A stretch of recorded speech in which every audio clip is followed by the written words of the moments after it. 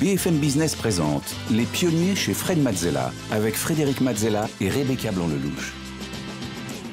Au sommaire des pionniers, cette semaine, nous recevons un entrepreneur hors norme qui aide l'écosystème français depuis plus de 20 ans. Il a même créé une société pour créer encore plus vite, encore plus fort pour plein d'entreprises qui s'appelle Faber Novel, la société, ce qui veut dire faire nouveau, tout simplement. C'est un entrepreneur insatiable qui voit le futur et vit dans le présent. Nous recevrons Stéphane Distinguin. Et en deuxième partie, c'est le pitch avec deux entrepreneurs cette semaine. Maxime Marchand, cofondateur de Maoboa, une start-up marseillaise qui digitalise l'engagement à impact dans les entreprises. Et puis Damien Chirpaz, cofondateur de Loop Sport, le spécialiste du vélo d'occasion reconditionné. Et tout de suite, place au tête-à-tête avec Stéphane Distinguin. Les pionniers chez Fred Mazzella, le tête-à-tête. Bienvenue dans le tête-à-tête des pionniers. Aujourd'hui, je reçois Stéphane Distinguin. Bonjour Stéphane. Bonjour Fred. Alors, tu es un innovateur. Tu es passionné de ce qui n'a pas encore été fait. Et alors que certains avaient perdu foi en Internet dans les années 2000, toi, tu y croyais dur comme fer et tu crées Faber Novel pour aider nos entreprises justement à innover.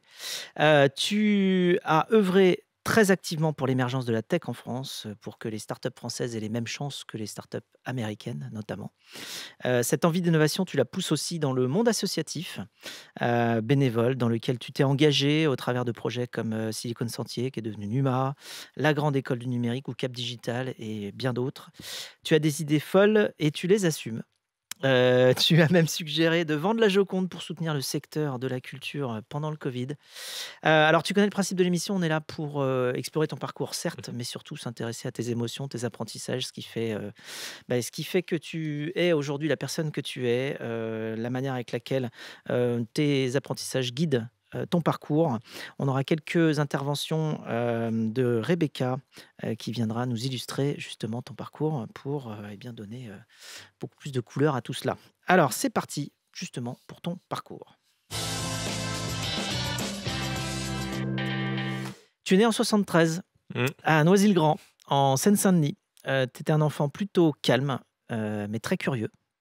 Lorsqu'on a préparé l'émission, tu nous as parlé d'un événement qui t'a marqué le jour de l'anniversaire de tes 13 ans. Ouais. De quoi s'agit-il ? Je me souviens d'avoir lu la nécro de Raymond Loewy, qui est le père du design américain, en fait. On parle aussi parfois de design industriel. Il est mort donc le 14 juillet 1986. Et c'est... Il a fait comme design. Ouais, il a fait des choses folles. Il a fait... on lui doit à peu près toutes les choses qui ressemblent à un truc américain des années 50. Des voitures un peu folles, l'intérieur et le design du je crois que c'est peut-être même le premier Air Force One, celui de Kennedy, des timbres pour les Américains. Lui qui avait revu le logo de Lucky Strike aussi, je crois. Il a fait le logo de Lucky Strike, celui de Newman, qui reste Newman encore aussi, celui oui, celui de... qui se retourne là. Exactement, de Shell. Donc il a fait beaucoup de logos. C'est lui qui a un peu conçu le métier de designer, en fait. Et en particulier, la légende, et c'est ça que j'avais lu, disait qu'à l'époque, le Concorde était encore volet. Et que dans les années 70, on lui avait dit les gens se sentent mal, c'était tout petit. Je sais pas si tu as déjà vu, c'est petit en fait comme avion. Oui, On a je suis toujours pas une monté idée dans un le peu Concorde, projetée, donc moi je non sais plus, mais on se dit toujours on a l'habitude d'autres avions, alors que c'est un petit avion avec un tout petit fuselage pour aller très vite. Et donc les gens se sentaient pas bien, ils étaient très oppressés. Et donc il est arrivé et apparemment il a dit de tracer un trait noir au plafond et la légende, la sienne en tout cas, dit que les gens se sentaient mieux et j'ai trouvé ça incroyable de pouvoir trouver une solution aussi pragmatique, aussi efficace à un problème aussi complexe. Et donc, je me dis que c'est un très très beau métier. Ah oui, il avait envie de simplifier les choses complexes. Alors justement, c'était peut-être ça, le début de la simplification des choses complexes pour Stéphane Distinguin. Rebecca. Vous avez d'abord été diplômé d'un master en management à l'ESCP Business School en 1997, puis d'un DEA en économie et gestion de la technologie et de l'innovation au Conservatoire national des arts et métiers en 2004. Après une première expérience professionnelle dans la tech entre Paris et Londres, en 1999, vous décidez de créer votre première entreprise, CityRush, une start-up de livraison à domicile, arrêtée un an plus tard, en 2000, suite à l'éclatement de la bulle Internet. Dans la foulée, vous créez Up and Up, un des premiers fonds d'amorçage français pour les startups SAS et Cleantech. Et 3 ans plus tard, vous fondez Faber Novel, qui devient l'entreprise pionnière de la transformation numérique et qui, en 15 ans, atteint 50 millions d'euros de chiffre d'affaires, s'est déployée sur 4 continents et a permis la création d'une multitude de startups. Cette contribution à l'écosystème tech et entrepreneurial s'étend ensuite à Silicon Sentier, dont vous êtes le président de 2004 à 2010. Vous fondez et dirigez ensuite Paris Soma, un espace de coworking à San Francisco. Vous présidez Futur, un festival important dédié aux industries numériques à Paris. Vous êtes également à l'origine de la Cantine, le premier coworking en Europe, mais aussi du camping, un des premiers accélérateurs de start-up au monde. Entre autres, depuis 2015, vous êtes à la tête de la Grande École du Numérique, un groupement d'intérêt public pour la formation au métier du numérique. Et en 2022, vous décidez de céder Faber Novel à EY, avec comme objectif pour Faber Novel l'industrialisation, la transformation et un passage à l'échelle européenne. Alors, l'émission aurait été beaucoup plus rapide si on avait dû juste lister ce que tu n'as pas fait. Oh. Parce que là, alors que je te connaissais déjà d'avant, en creusant ton parcours, je me suis dit, mais ça s'arrête où? Enfin, il y en a, c'est vraiment très, très, très, très large dans tous les domaines. Et si j'ai bien compris, CityRush que tu avais créé, c'était Deliveroo et Uber, mais il y a 25 ans. C'était Uber Uber Eats. Eats, ouais. Ouais, c'était Ouais, avant. ouais. Bah oui, c'était avant. Bah, tu sais, c'était les grandes idées. Elles sont les grandes idées. Elles sont souvent là au début. Elles sont réalisables ou réalistes, Un pas peu plus tard. forcément. Ouais, donc t'es en avance. Là, ce qui s'est passé en particulier entre cette époque-là, donc fin des années 90 et ce qu'on connaît aujourd'hui, bah, c'est le téléphone portable, enfin en tout cas le smartphone qui nous permet d'avoir des connexions. Et puis c'est aussi simplement la popularisation en fait de ces usages-là.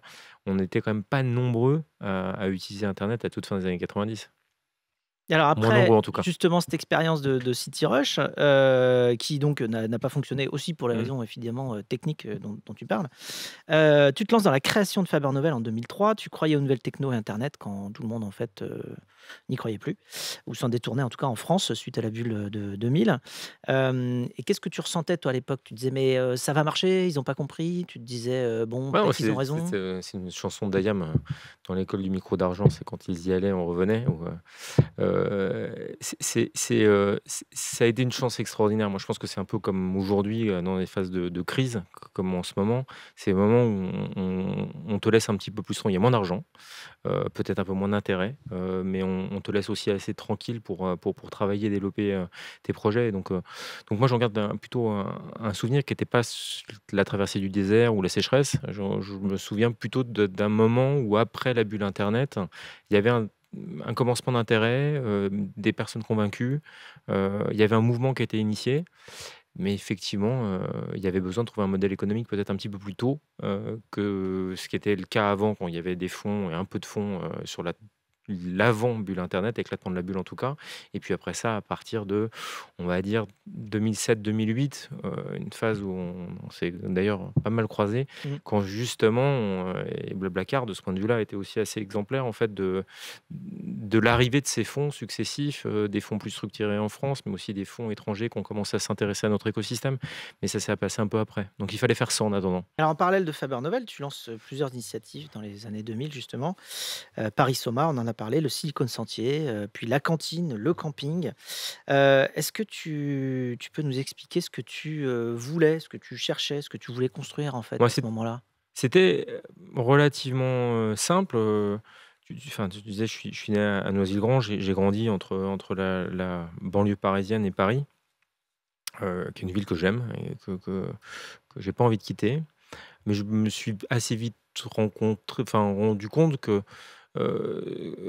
qu'on était quand même un petit peu plus identifié pour nos restaurants, nos musées et un lieu de visite pour des week-ends romantiques, plus que pour la tech et nos entreprises et nos entrepreneurs. Donc il me semblait important de trouver des sujets qui permettent de faire équipe, et c'est comme ça que, donc au début des années 2000, à quelques-uns, on a commencé à créer des événements, on a créé, et j'insiste, tu vois, après l'éclatement de la bulle internet, c'était un peu moins la mode, et donc on était un peu moins nombreux, donc ça nous a permis aussi de se retrouver à Je me quelques-uns souviens, à la de cantine, communautés on se différentes. croisait Voilà. facilement parce qu'il y avait effectivement pas grand monde. Et avec la cantine, c'est quand même déjà le moment où, si tu veux, après ces événements, on s'est dit on va mettre un toit sur ces événements, de façon, on organisait de façon mettre plus régulière. Et on avait déjà en fait ces communautés qui étaient là et on a eu la chance d'avoir aussi des invités extrêmement surprenants, on va dire Alors justement, prestigieux. on a une photo d'un Ouais, invité surprenant avec qui on te voit. Mark Zuckerberg. ouais. Alors, qu'est-ce qu'il est venu faire à On était Paris, jeunes, hein. Marc? Qu'est-ce qui, bah, c'est fou parce que quand tu penses, donc on est en 2008. Et donc Facebook n'a que quelques années, hein, puisque Facebook c'est 2003-2004.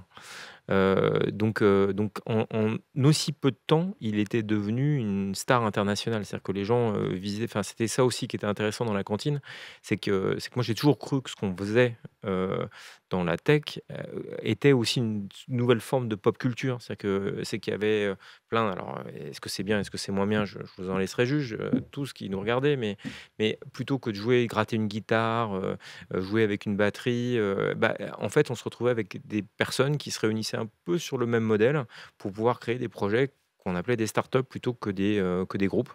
Et donc cette cantine, c'était un peu une salle de répétition, une salle de concert. Et donc quand il est venu en France, et en particulier, je ne sais pas si ça vous dira quelque chose, mais je crois que c'était un envoyé spécial qui lui était déjà consacré. À ce moment-là, il était passé sur le plateau de Canal+. Et il nous avait demandé de réserver la cantine pendant 2 jours. Et donc, il avait pris cet endroit comme arrière.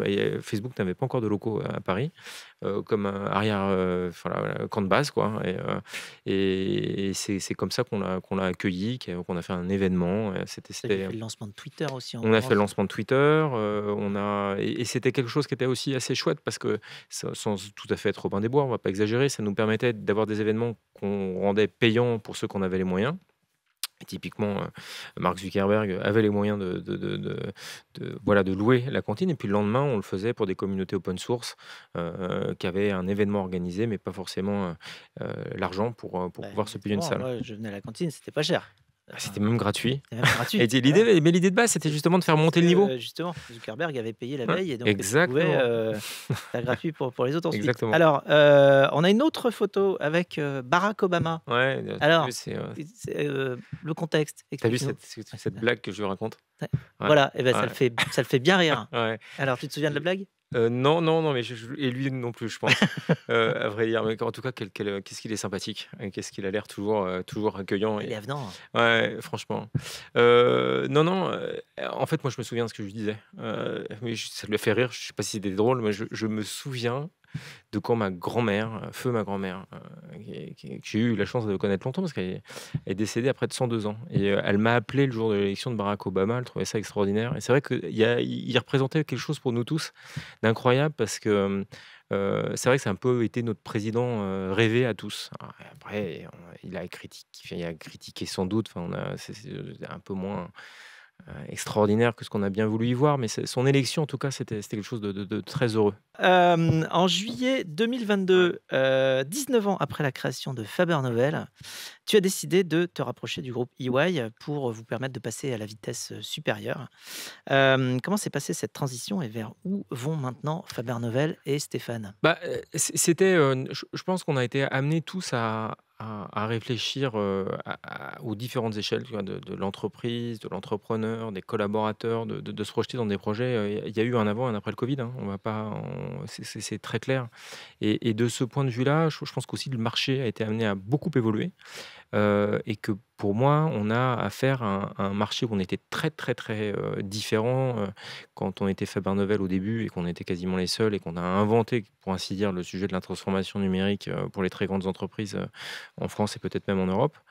Et là, on a besoin en fait de gagner toujours en taille et toujours en capacité de combiner en fait les compétences et d'avoir aussi bien des compétences de supply chain que des compétences de fiscalité ou de transaction et que donc ce besoin nous obligeait à gagner en taille assez rapidement.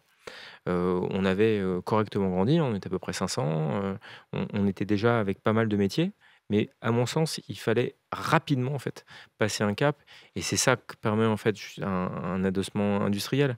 Et de ce point de vue-là, les complémentarités, elles étaient évidemment, j'allais dire, encore plus fortes avec un groupe comme EY qui était pour le coup assez peu sur nos activités, en tout cas Mhm. sur cette partie de l'Europe. Et Ils ont donc, une présence une globale. présence globale dans au moins 150 pays.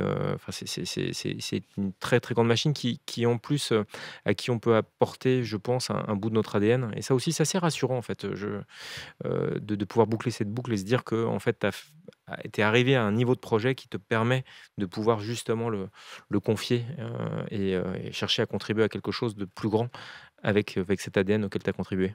Alors, c'est le moment pour nous de nous plonger dans tes passions.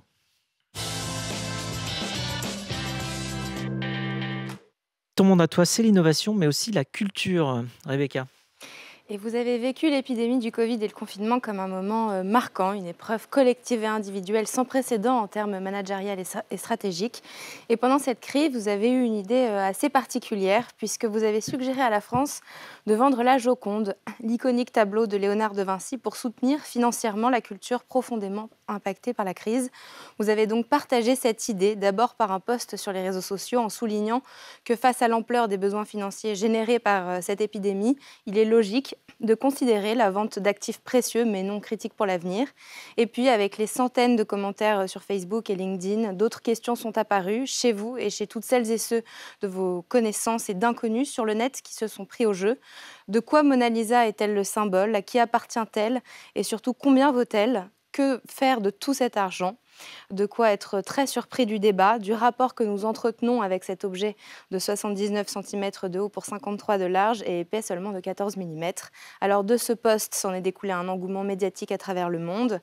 Et si on vendait la Joconde? Une question simple qui s'est transformée en essai. Alors, c'est quoi la culture pour toi? Pourquoi c'est important? C'est ce qui est le plus important. C'est ce qui... euh,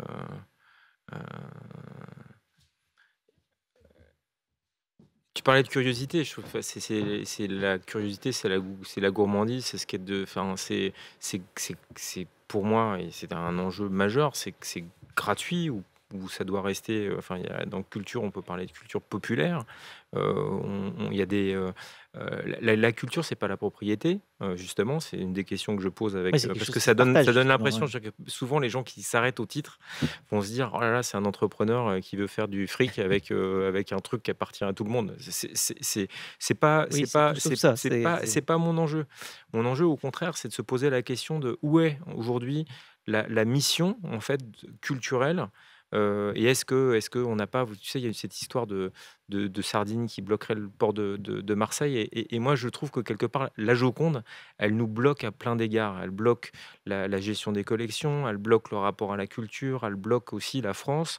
Moi qui suis plutôt, et tu l'as dit plusieurs fois, c'est gentil, du côté des gens qui innovent, j'espère des créateurs, en tout cas qui maintenant de plus en plus est à cœur de soutenir ces gens qui créent. Je me dis, voilà, il faut qu'on apparaisse aussi comme un pays qui n'est pas uniquement celui qui a accueilli Léonard de Vinci au XVIe siècle, mais bien comme celui justement qui est capable d'accueillir de nouveau Léonard de Vinci au XXIe. Alors, on a une photo ici, Stéphane, de Oxmo Puccino, le célèbre rappeur, chez Faber Novel. Tu nous expliques? Bah, tu vois, parfois, justement, c'est là où nos vies sont chouettes. C'est que parfois, des personnes que tu admires et que tu ne connais pas autrement qu'en les écoutant, les lisant, les admirant, bah, tu finis par en faire des amis. Et moi, quand j'habitais Londres, l'album Opéra Puccino en 98, c'est un album qui a énormément compté pour moi. Et des années plus tard, en faisant Digitique, j'ai eu l'occasion, donc ils vendaient des places de spectacle. Et j'ai eu la chance de pouvoir rencontrer un jour Oxmo Puccino, et depuis, donc ça fait pas loin de 20 ans, c'est devenu un de mes meilleurs amis. Alors, on va parler de la place de la France dans l'innovation. Tu as publié avec Faber Novel ce livre Gaffanomics, que j'ai d'ailleurs ici. Est-ce que tu peux nous l'expliquer en quelques phrases? Ouais, c'est que on a été les premiers en France, hein. Alors, Faber Novel y a contribué, mais on était d'autres, hein, mais en tout cas, il y a eu une perception française, en fait, des GAFA. Ce mot, il n'existe pas aux États-Unis. Tu me GAFA, donc posais, c'est Google, c'est Amazon, Google, Facebook et Apple. Apple, Facebook et Amazon. Ce terme, il correspondait à rien aux États-Unis où ils disaient mais ils sont bizarres ces Français, pourquoi est-ce que en fait, enfin il y avait ce côté on était contre parce qu'on essayait d'en faire quelque chose d'homogène. Mais quelques-uns chez Faber-Novel et depuis 2006 en fait on s'est dit en fait ces entreprises elles ont quelque chose d'extrêmement puissant et qui fait qu'il y a une cohérence entre elles. Et au-delà de ça, tu connais ce langage enfin de programmation, ce framework de développeurs qui s'appelle Hadoop. Il y a le fondateur d'Hadoop qui dit que Google est quelques années en avance et nous envoie des messages. Et moi, ça m'a toujours marqué. Je partage complètement cette idée-là que ces entreprises qu'on aime ou qu'on aime détester, en tout cas qui laissent rarement indifférents, elles ont souvent compris une puissance en fait sur la révolution numérique qui font que ce qu'elles font est extrêmement signifiant. Et donc, nous, à quelques-uns, avec Cyril Var, chez Faber-Novel et quelques autres, on s'est dit il faut décrypter ces modèles de façon à permettre à n'importe qui, et autant que possible nos entreprises, mais les grandes, mais aussi les plus petites, hein, c'est l'objet de ce Gafanomics, voilà, de Comprendre ce qui fait décrypter leur succès ce quelque qui part, fait d'aller décrypter et leur de décrypter ce méthode. modèle de façon à pouvoir l'appliquer à toutes les échelles et dans tous les secteurs. Alors, on parlait d'Oxmo Puccino tout à l'heure. Eh bien, sache qu'il a une question pour toi. Ah, Il n'y a qu'une seule question à poser à M. Distinguin, qui prédit le futur depuis 20 ans. Quel conseil donnerait-il aux jeunes entrepreneurs dans le domaine des nouvelles technologies? Quel conseil aux jeunes entrepreneurs dans les nouvelles technologies? déjà, je pense, enfin, ce qui est merveilleux, et j'ai eu cette chance, c'est qu'une nouvelle entreprise, c'est comme un bébé, et tout le monde trouve que les bébés, c'est mignon. Donc, il faut surtout assumer de contacter et d'aller au contact d'à peu près tout le monde. C'est-à-dire que, et je pense qu'aussi on est dans un milieu dans lequel je crois que Xavier Niel, j'ai jamais fait moi personnellement, mais on me dit qu'il répond à ses emails, même des personnes qui lui écrivent À tout, ouais. à tout. Rapidement. C'était le cas de Steve Jobs. Je suppose que c'est ton cas, c'est mon cas. Je pense que il faut en fait solliciter les gens. On est c'est une des choses qui reste. Et je trouve que c'est vraiment une des beautés en fait de ce qu'on fait, c'est de pouvoir. Après, je pense que ça c'est un conseil positif. Le conseil peut-être un peu moins Le positif. conseil, c'est d'aller voir, de ne pas hésiter Ah non, mais le à aller conseil, contacter. le toutes les conseil, c'est personnes, qu'en fait, c'est qu'il faut, on n'a pas de limite en fait dans les personnes qu'on peut solliciter sur son projet. Je pense que parfois on se met des limites, mais moi je pense qu'elles n'existent pas. C'est-à-dire que vraiment il faut assumer d'écrire et de solliciter. C'est vraiment une chance extra. Il faut le faire, il faut absolument le faire. L'autre sujet, c'est qu'il c'est bien de se fixer des objectifs, mais je pense qu'il faut aussi se fixer des limites. Et parfois, moi je vois des entrepreneurs qui vont un peu loin dans le rouge.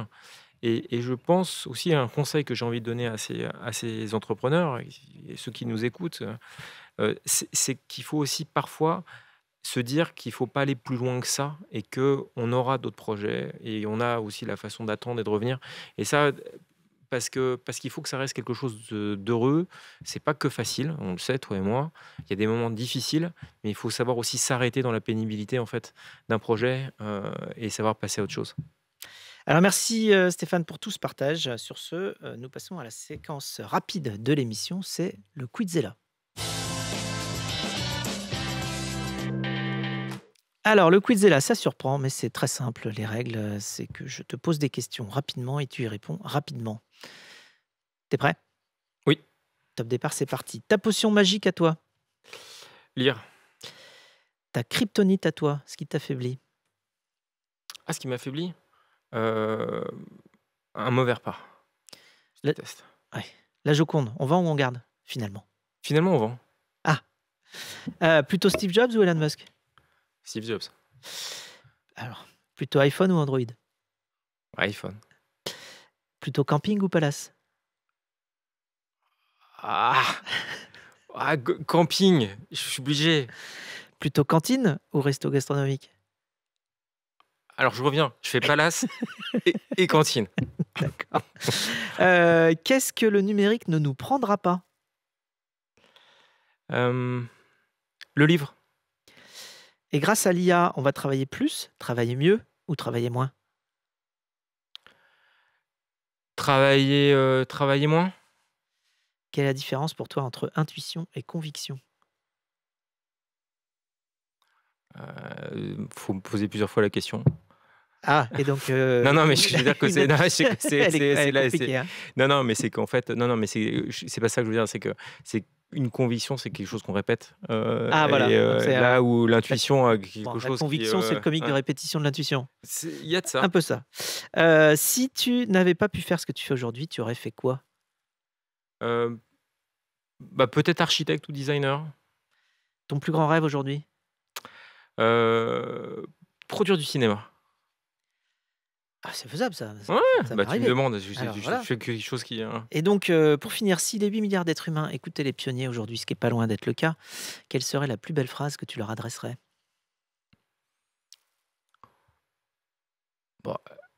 Aimons-nous.